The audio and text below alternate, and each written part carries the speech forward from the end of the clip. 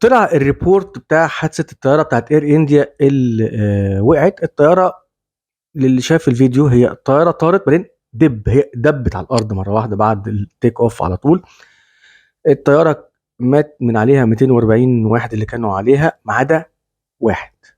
ده ازاي ما ماتش؟ الإجابة الوحيدة ربنا، يعني مش محتاجة ريبورتات ولا أي حاجة. هو حتى حاجة غريبة جدا. طب وكان في 19 واحد برضو ماتوا لأن هي دبت على مبنى يعني. طيب انا بتابع فيديوهات طيارين كتير، يعني ليه ما تسالش، مش مهم، دي من ضمن الاسئله اللي انا مش عارف ايه الاجابه، بس بحب الطيران يعني. فقعدوا يقول لك طب ما ممكن يكون الحاجه الوحيده ان هي ديوال انجن فيلير، يعني المحركين وقفوا في نفس الوقت. دي حاجه غريبه جدا. فاكرين فيلم سالي اللي كان على الاقل هو طاير في جم طيور، فدوروا على طيور مفيش اي اثر للطيور. طب ايه اللي يخلي المحركين يقعوا هما الاثنين مره واحده؟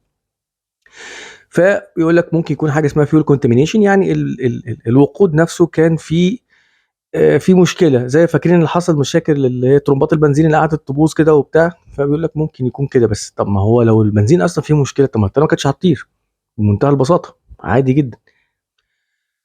قعدوا يروحوا وييجوا، فلحد ما في حد شفت فيديو الكابتن من الكباتن قال لك لا بص، احنا في فيديو منهم بيشير ان في حاجه تحت كده، لما بيحصل فيلير في الباور بتنزل توربينه من تحت الاوتوماتيك كده من تحت الطياره. دي بتلف فبتولد كهرباء للطياره وللانظمه الهيدروليكيه الرئيسيه. فقال لك يبقى فعلا الاثنين محركين وقفوا. طب الاثنين محركين وقفوا ليه؟ يعني ايه اللي يخلي الطياره وهي طايره عادي جدا المحركين؟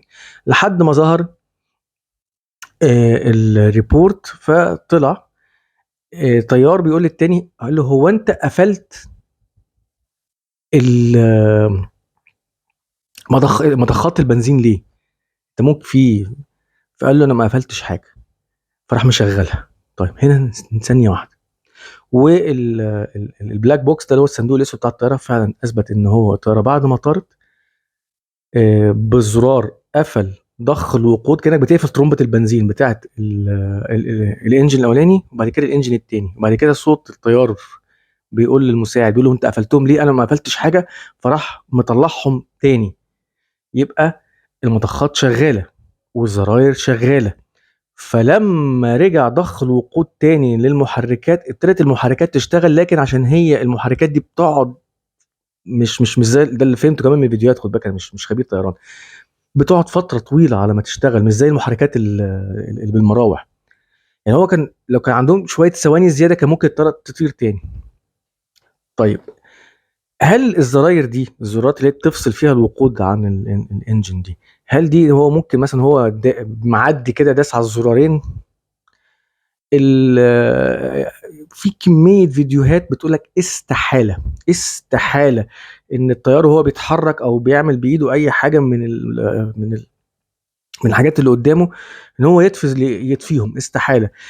اللي فهمته برضو ان هم عارفين انتوا في العربيات المانيوال انت ما ينفعش تجيب مارشدير ليه؟ لان في لازم يا بترفع يا بتنزل الفتيس، يعني في عندك حركه امان عشان خاطر ما تجيبش مرشدير غصب عنك. هو نفس الحكايه، هتلاقي في فيديوهات كتير قوي بتقول لك ان هو انت لما تيجي تعمل اون عشان تعمله اوف لازم تروح شده لفوق ومنزله، وبعد كده التاني تروح شده لفوق ومنزله مع وجود الكابتن. يعني حتى لو الكو بايلوت ده اتهبل في دماغه وعملها، الكابتن هيقول له انت بتعمل ايه؟ ان هم كانوا ماشيين فجاه بيقولوا انت عملت كده ليه؟ فدي من ضمن الحاجات اللي يعني عايزين نعرفها. طب هي كانت تتحل ازاي؟ تتحل طبعا وجود كاميرا جوه القياده، جوه الكوكبيت نفسها يبقى فيه كاميرا. طب هو ليه مفيش كاميرات؟ البلاك بوكس بيطلع كل الاحاديث اللي جوه ما بين الكابتن والكوبيت، بس مفيش كاميرات. فده برضو من ضمن الاسئله اللي كنت عايز اعرفها، هو ليه مفيش كاميرات؟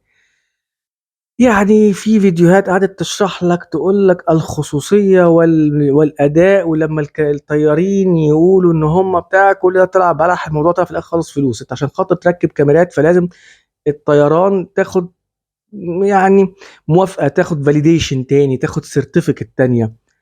فاوفر فكك من موضوع الكاميرات بقى كانت هتفيدنا في هنا في ايه؟ نعرف مين اللي نزل الزرارين دول. ما هو الزرارين دول يا نزلوا لوحدهم فتبقى دي غلطه من بوينج، تشوف ايه اللي حصل، يا هو حد منهم اتعبط راح شد واحد شد التاني والتاني ما شافوش، يا حد تالت دخل شد نزلهم وبتاع. فده من ضمن الاسئله اللي احنا لحد دلوقتي مش عارفين الاجابه، هو ليه فصلوا الوقود عن الانجنز بعد ما طاروا؟